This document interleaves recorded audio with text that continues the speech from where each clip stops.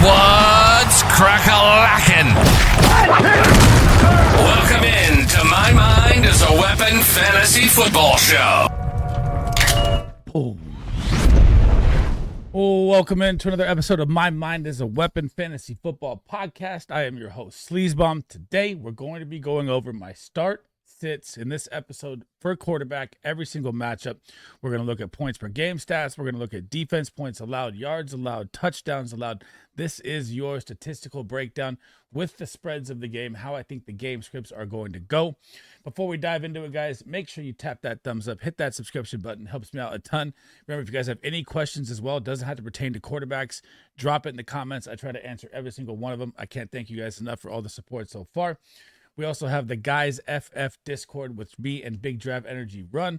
That will be pinned in the comments and the description of the video. We talk fantasy football 24/7, cover every single aspect of fantasy football from Dynasty to ReDraft to Pick'ems and DFS, where I absolutely destroyed the cards last week, guys. 7 out of 8 cards hit. Make sure you sign up on drafters.com using promo code SLEEZ. It'll match your initial deposit up to $100. Now let's dive into my start sit quarterbacks for week 5. So if you guys are new to the channel, this is my start sit board for quarterbacks for week 5. Start will be in the green. Super flex play, if not, will be in the yellow. Red will obviously be the sit. Away team at the top versus down to the home team. So you guys know that's how it's laid out here. And we're going to kick it off here with my 49ers coming off that bad loss last week to the Jacksonville Jaguars. And the injuries just keep piling up. For my Bang Bang Niner gang, it's absolutely crazy, man. Kittle hopefully back next week. We don't know if Juan Jennings or Purcell is going to be out there this week. They both went down. We don't know if Purdy's going to be out there as well. Didn't practice on Monday. I haven't seen the updates today. I'm not throwing out Mac Jones, either one of them, versus the Rams in this game, either way, because when you're looking at the Rams defense versus the quarterback, they're number 9 right now, giving up 14 points a game. They've only given up 3 passing TDs. So, yes, I know that if they're out there, it's a super flex play at best, and I'm hoping Juan Jennings and Purcell are out there, but if they're not, I might even put him on a sit. It'll just be Christian McCaffrey by himself. So, again, this one is pay attention to the updates. I would super flex start him, and if there's no one out there, I'm probably going to sit him. Rams side, Matthew Stafford called that they were going to destroy the Colts. Dude, Adonai Mitchell dropped a touchdown that really killed him. But the Rams defense dropped like 3 freaking picks they could have had from Danny Dimes. I knew it was going to be a struggle game for him. Now you got Stafford coming into this game. Stafford just absolutely lit it up. And when you have Puka Nacua and Devontae Adams, how can you not want to start this guy, right? But in redraft, there's a lot of better options, mainly ranking-wise. When you're on a Thursday night short week, NFC West division game as well here. The over-under is 47.5. I think that's too high. I honestly don't think it's going to be there. Rams are favored by 6.5 in this game. And Stafford's like a super flex play for me. I know he dropped 30 last week. But in redraft, I'm going to say fringe, low start if you need to. Like if you lost Lamar Jackson or something like that, because he's going to be out 2 to 3 weeks as well.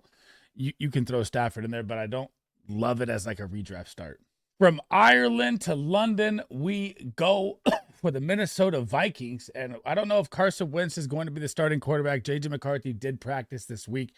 But when you're going up against this Cleveland Brown defense, I don't think I'm starting either one of these guys. This defense has earned the right to say that they're one of the best defenses in the NFL. They give up 14.5 points to the quarterback, ranking 11th, 2 passing TDs, and only 28 yards rushing as well. The over-under in this game is 36.5, guys. That's the lowest game of the week. Absolutely going to be a low-scoring game. I don't want anything to do with the Vikings, even with Justin Jefferson, Jordan Addison, and TJ Hawkinson.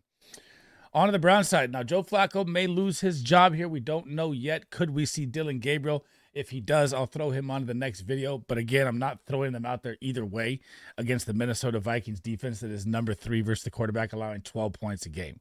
They've only allowed 2 passing TDs, 685 yards, and 68 yards on the ground to the quarterback. Not like Flacco's going to be running. But Dylan Gabriel does have some wheels. He's rushed for 1,000 yards in his Oregon career. So, it's there. They might have lost Tillman as well. He says his updates week to week. Isaiah Bond will step in. Hopefully we get to see something from Njoku and Fannin kick in here at some point, but I'm not starting either one from this game. The 1-3 Las Vegas Raiders are headed into the 3-1 Colts. This is wrong. The Raiders are away team. The Colts are the home team. Sorry, I messed that graphic up. Over-under's 40.5 here. Geno Smith has been absolutely terrible, guys. Like, it's not even like startable anymore with him. And I know it's a game where if you need to super flex him, you can. I have both them on super flex. I only have Danny Dimes on a super flex in this game because I believe it's going to be more of a Jonathan Taylor game here. They're going to lean on him more in the run this game. But when you're going up against the Raiders versus the quarterback right now, they currently are coming in at 16.6 points per game, ranking 20th. They've almost given up 1,000 yards, which is bottom 10 there as well, and 4 passing TDs and 46 yards rushing on the ground. And Danny Dimes is going to run. He's probably a 15-point play, super flex play for me. I don't think he has one of his big Danny Dimes, 20 plus like we started off the season with. I think you're going to see it come down to life a little bit here. Like I said last week with him against the Rams. And the Raiders defense played very, very well last week against Caleb Williams. And I thought that Caleb Williams would destroy them. So Max Crosby was on an absolute mission. He's going to be getting after Danny Dimes as well. On the Geno Smith side, man, this is super, super ugly. I mean, the matchup versus the Colts, they give up 16 points a game. They rank 19th. They're giving up 4 passing TDs. And it's just like he's just missing his throws. I mean, how many balls has he almost thrown that are intercepted in the past 2 weeks? I think it's around 8 or 10. Like, I don't know what is going on with the Raiders offense, and they threw that game away against the Bears. They should have won the game. I know Trey Tucker had his big garbage time week, then he was nothing. I told you guys not to do that. Jacoby Myers, Jack Beck, with Dante Thornton, they're not getting involved like you thought. So Ashton Jeanty, good to see him in the passing game. Good to see him get loose for a game. I told you guys not to give up on Jeanty either. But Geno Smith, this is like a low super flex play if you need, because the teams are on a bye this week. That's like the only way I'm throwing him out there. It's been super, super ugly with him. The grunge battle, but the hero for the Giants that pulled through. Jackson Dart and the 1-3 New York Giants coming off that big winner, headed into the 0-4 Saints. And I know Jackson Dart has lost Malik Neighbors, and you're like, why would you start him this week? Well, you got to remember the teams are on a bye. You have the Falcons, Bears, Packers, and I believe Steelers. That's the 4 teams on a bye. So you're missing some quarterbacks. Jackson Dart's probably going to get 20-plus points in this game. Now, I know he only threw for like 111 yards and a touchdown. Neighbors went down. They got the win. But did you see how many rushing attempts he had? I believe he had 12 carries for like 50-plus yards. That is what I talked about in the waiver wire video of why you should pick him up, because he rushed for 500 yards in the SEC in the best conference in college football. And you're still going to have Wandale and Slayton. So, I mean, it's still going to be an okay. And you get the New Orleans Saints, guys. The New Orleans Saints are 5th worst versus the quarterback. They give up 20.6, 884 yards, a touchdown. They've also given up a touchdown on the ground and 90 yards rushing on the ground as well. Jackson Dart is going to have another big rushing game here as well, especially, missing Neighbors. I just like him so much. I just wish Neighbors was out there and we could see wheels up for Dart. On to the Saints side, I don't think we're starting any of these quarterbacks anytime soon. I mean, I'll give you the defensive stats here, but I mean, this is a super flex desperation, anything if you start Rattler, but he might even lose his job this week, depending on how it goes. So I'm not taking the gamble on either one of them. Giants give up 17 points a game, ranking 21st. 1,000 yards they've given up. So this is a very plus matchup, but they get stingy in the red zone, giving up 3, and they've given up 111 yards on the ground to the quarterback as well. So they get after you so fast that the quarterback can get out. Rattler can run a little bit, but again, I don't even know if Rattler's going to make it through this whole game or if they're going to put Shuck in or how it goes. So I'm staying away from both the Saints, even in Superflex. All systems green, baby. The Dallas Cowboys coming off their crazy tie with the Green Bay Packers. And Dak Prescott showed up and showed out. George Pickens showed up. I didn't like George Pickens that much. And he played the CeeDee Lamb role pretty well. So when you're looking at this game versus the Jets, 1-2-1 with the tie, that's weird saying. Going into the 0-4 Jets, the over-under is 47.5. That's a high implied point total. That is what you want in this game. Dak Prescott coming off a major game. Justin Fields still might not have been there last week Monday night versus the Dolphins, but Garrett Wilson got a terrible offensive pass interference call that I've never seen. Would have had them possibly win the game. Justin Fields would have had 35 fantasy points because he can get it done with his legs with the 45-yard touchdown run he had, or 43 yards, I believe it was. And you've got Garrett Wilson. Mason Taylor breaking out a little bit at tight end, the rookie out of LSU. Now Braylon Allen is out. So you probably get more pass work for Breece Hall. I am smashed starting both of these quarterbacks with ease. And when you look at the defenses here, the Dallas Cowboys rank last versus the quarterback, giving up 27 points a game, 1,237 yards through the air, that is dead last, 10 passing touchdowns, that is dead last, and guys, 122 yards on the ground and 3 rushing TDs as well. This is the Justin Fields week for quarterback. I had him as a smash last week. He's going to smash again this week. Now, when I'm looking at the New York Jets defense, why do you like it? Well, they rank 23rd versus the quarterback. They give up 18 points a game, 834 pass yards. They have not given up a single Oh, sorry, 7 passing TDs. Sorry, they don't have a single interception, which is wild.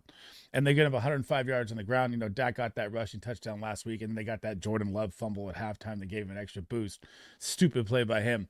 But this is an easy double smash start for me here. The 2-2 Broncos coming off the shit kicking of the Cincinnati Bengals last night on Monday Night Football. Now they're going to get a real test here. They're going to be going against the Philadelphia Eagles 4-0, and I can't explain to you how these Eagles are 4-0 with how their offense looks. But someone told you that passing offense was going to be bad all year long, and now you're about to get Patrick Surtain for Jalen Hurts. So we're going to talk about the Eagles first here. And when you're looking at the Bronco defense, what are they versus the quarterback? They are number 1, only allowing 11 points a game, 853 yards, 2 passing TDs allowed, only 12 rushing yards for the quarterback. Obviously, Hurts is going to be able to get loose in the run game. That is what saves his fantasy football all year long. It's just the tush pushes and the rushing yards. The passing attack has been absolutely terrible besides the Rams game when they were down 20 and it became soft defense and he started to light them up. So Jalen Hurts, still a start just because he gets the rushing and just because he gets the tush push for me. Bo Nix now kind of woke up as well. Monday, and the Bengals, like I said, you need a get-right game kind of. Cincinnati Bengals are your get-right game defensively. But you're going up against the Philadelphia Eagles this week. They're going to need to score more points. They're going to need to stay in the game more. You saw him use his legs a little more. He had a 20-plus point game finally, and people were trying to say, drop Bo Nix. I'm like, you're crazy. Don't do it. The Eagles give up 16 points a game to the quarterback, middle of the pack there, right at 14th. They've given up 860 yards, 5 passing TDs, and a TD on the ground, and 82 rushing yards. So that's almost 20-plus rushing yards a game. Bo Nix is going to have a big rushing game here as well with the pressure that the Eagles are going to bring off the edge. And the over-under is 43.5, which I think is low for this game, but it could be a defensive, grunge battle game. And Pat Surtain, man, is going to give A.J. Brown the business. But I'm starting both these quarterbacks this week. The Miami Dolphins and Tua Tagovailoa at 1-3 are headed in to face the 1-3 Panthers. Now, Tua, I'm going to put on a sit this week. I know Darren Waller had the 2 touchdowns on his first game back. The Waller Baller rapper was out there doing his thing, but you lost Tyreek Hill. Jalen Waddle's playing banged up. Malik Washington, maybe he steps up here. But you're going up against the Carolina Panthers. And their defense is sneaky been good against the quarterback and very bad against the run. So when I'm looking at the Panthers, they only give up 13 points a game to the quarterback. That ranks 4th, 802 yards. 4 touchdowns, 64 yards on the ground, and a touchdown. Tua's not going to run much. I can't believe he took that hit last night like a psycho and started laughing. I was like, oh my God, hold your breath. Here we go. So I don't like Tua this week. I do like the Dolphins to win this game, but I don't think Tua is going to be a great start this week against this defense. I think it's going to be more of an A-chain game here. And he just almost had 100 yards last night. Now, Bryce Young side, this is very scary here. I mean, they're 1-3. Are they going to bench him if it's a bad half here? Say he comes out, flops right away.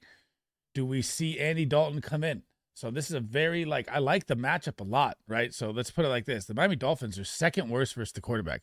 They give up 27 points a game, 941 passing yards, 7 passing TDs, and 163 yards on the ground.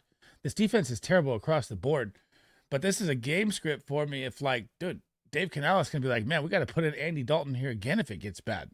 So I do like him as a super flex start. I'm just hoping that he doesn't get pulled from this game because it's been really, really bad for Bryce Young. The Houston Texans. The Houston Texans get their first win to go 1-3, and the Baltimore Ravens have a massive hit and lose to the Chiefs and fall to 1-3.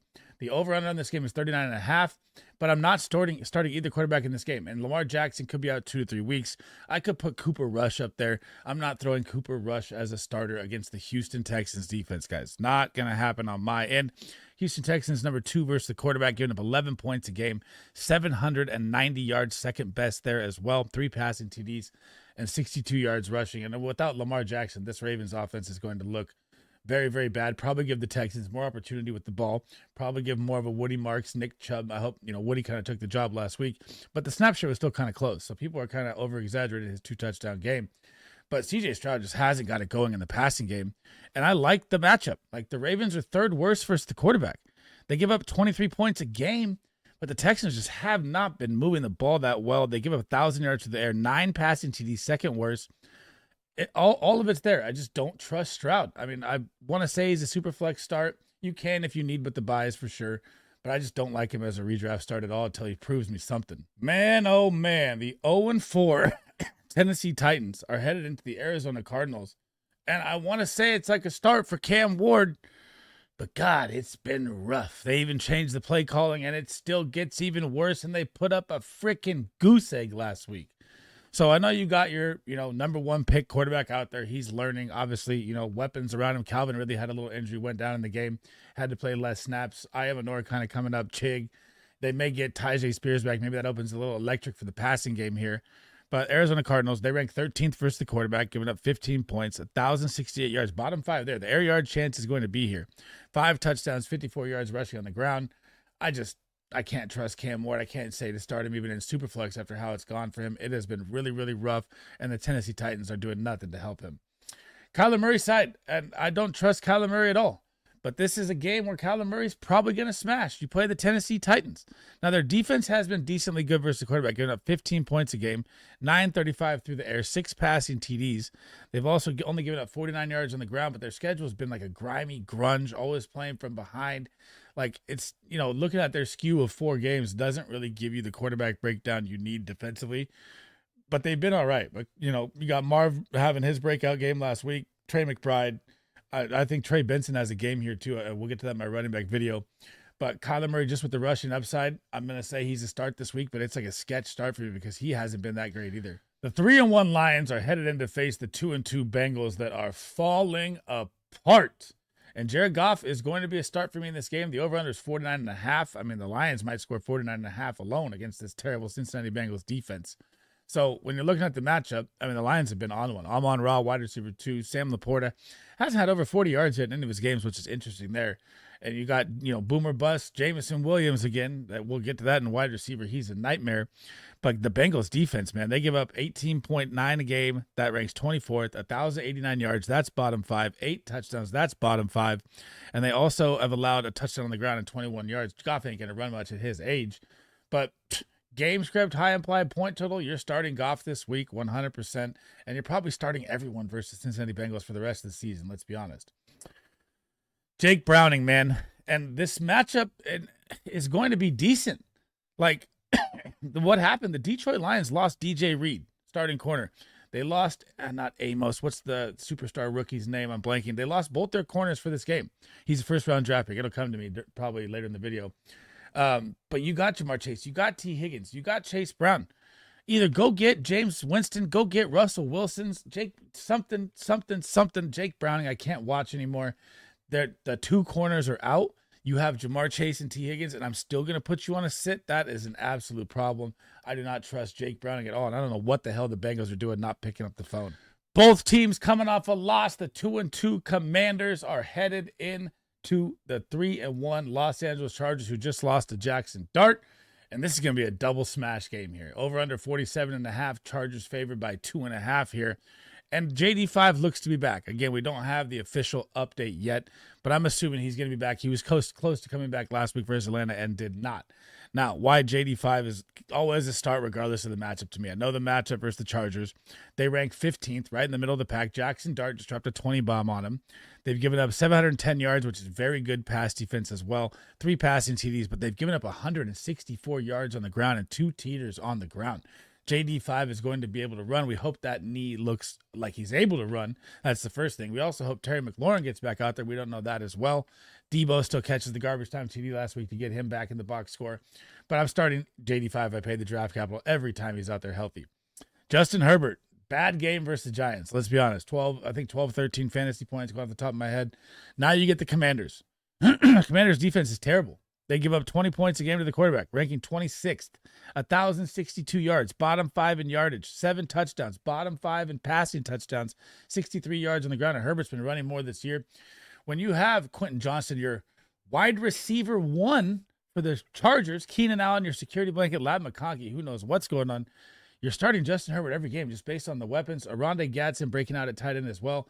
I know Joe Alt will be down, which is, the superstar left tackle, which is going to hurt. But Hampton still looked great. And Justin Herbert's going to bounce back in this game and be a 20-plus point smash play. My goodness, a game I'm going to be glued to. The 2-2 Patriots and Drake May, who is averaging 19.8 Fantasy points per game at quarterback, 4 overall right now. Drake May has been the steal of drafts. They are headed in to face Josh Allen and the Buffalo Bills. The over-under is 49.5, one of the highest of the week. If not, I believe tied for the highest with the Lions-Bengals. Going to be a shootout game here. I'm hoping we get to see the Bills pass a little more here because they've been running the ball down people's throats because they just blow everyone out by the game script. So when I'm looking at the Buffalo Bills defense, they give up 17.1 points to the quarterback, ranks 22nd, 564 yards only. That is the number one pass defense for yards, 6 passing touchdowns, but they've given up 200 yards on the ground to the quarterback. That is 50 yards a game to the quarterback on average, and a touchdown they get on the ground as well. And Drake May's got the wheels. You're starting to see Stephon Diggs play slot more, and his usage is getting ramped up. And this is the Stephon Diggs revenge game. Remember that when you're betting this weekend, and gamble responsibly. Josh Allen, you're always starting this guy regardless. This guy could take 3 drives and get 20 points. That's all he needs ever in fantasy football. I will give you the Patriots. They rank 17th, giving up 16 points a game, 1,024 yards, bottom 7 there, 7 passing TDs, and only 14 rushing yards, but it's Josh Allen. It does not matter when it comes to Josh Allen. And maybe he could have those games where they're 10 points, but it's like an 80% chance he's not going to. I'm starting this guy every single time. This one's a little interesting here. 3-1 battle. We got the Bucks headed into Seattle. Headed into Seattle versus the 12th man here. So Baker Mayfield, it doesn't matter for me. This guy, the ultimate gamer. I'm not sitting him no matter what the matchup is. He could be down 20 points in the fourth quarter and get you 20 points in the fourth quarter. They've got 3 game-winning drives this year, and he almost did it to the Eagles again in week 4. Like, it was such a good comeback. This guy is just absolutely him. The matchup is going to be tough. This is not a good matchup for the Bucs at all. And we don't know if Bucky's going to be out there either, but we'll get to that on the running back side. Seattle ranks 7th versus the quarterback, giving up 13.8, 910 yards, 6 TDs, and 71 yards on the ground. We don't have Mike Evans back. Chris Godwin played limited. Egbuka is him. Kate Otten doesn't exist. Maybe it's a Rachaad White show. But when you're at the 12th man, I'm still starting him, but it's like a lower start for me just because it's going to be a tough matchup. Sammy D. Darnold. And this guy has just been impressive. There's no way around it. And I know that you got Clint Kubiak in the run game. Maybe they've had an easier schedule. The over-under is 44.5 in this game. Seattle is favored at home, too. And you're going up against the Bucs defense. The Bucs defense ranks 25th versus the quarterback, giving up 18.7. They stopped the run. This is going to be less of a K9 Charbonnet game here unless they can get outside with K9 and crack a deep one, because this is a very, very good run D, and they struggle versus the pass, giving up 832, 6 passing TDs, also 158 scramble yards in a TD as well. So Sam Darnold, super flex start. I love fringe, low-end QB1 possibility matchup based wise here. And Baker Mayfield, I'm always starting. Last but not least, and it's like the game I want to talk about the most at the same time. The 2-2 Chiefs, who just laid the hammer to the Baltimore Ravens, and you saw Xavier Worthy get back in action. Patrick Mahomes is going to be a start for me for the rest of the season, probably especially when they get Rashee Rice back. Look out, world. The Chiefs are coming. Now, you get the Jacksonville Jaguars, 15.2 points per game. That ranks 12th, 984 yards, 7 passing TDs, 76 yards on the ground, and a touchdown. And Mahomes has been running a little more this year, too. So you saw Hollywood get the touchdown. Travis Kelce, not that much involved. I've been low on Travis Kelce all year, but yet people still want to give me Travis Kelce stuff. He's going to be a low-end tight end 1, high-end tight end 2, probably the rest of the way. But the Jacksonville Jaguars, we got to talk about this, man. And I was super high on Travis Hunter coming in. Got to take the L for now. But there was a good sign last week at least with Travis Hunter. He played 9 defensive snaps, and they pulled him off the defensive side and pulled him straight to wide receiver for the whole game. His targets went up. His snap share went up. That's, a little bit of life that we need. But the problem is this passing coordinator, Shane Waldron, that they brought in. BTJ and Travis Hunter have just been absolutely ruined. You're getting more Parker Washington looks. You're getting more Brenton Strange looks across the middle. And I know they're probably the worst 3-1 team in the NFL. They should not be 3-1 at all. And that's not just Niner bias talking. I didn't think we were going to win that game either way. We have too many injuries. But I just don't know. I can't start Trevor Lawrence going up against Kansas City. They rank 8th, giving up 14 points a game, 778 pass yards. That's top 5. That's plus top 5, not bottom 5. 4 passing TDs. That's top 5 as well. Only allowed 125 yards and a touchdown on the ground because they played Lamar Jackson. But Trevor Lawrence, it's like this situation that I just don't want to be a part of right now. And I don't want to be a part of any of the wide receivers for the Jags, which sucks because, again, I was so high on Hunter. I'm not starting Trevor Lawrence on Monday Night Football. Over under is 46.5. Chiefs are favored by 3.5, and I think the Chiefs just mop them out the building in this game.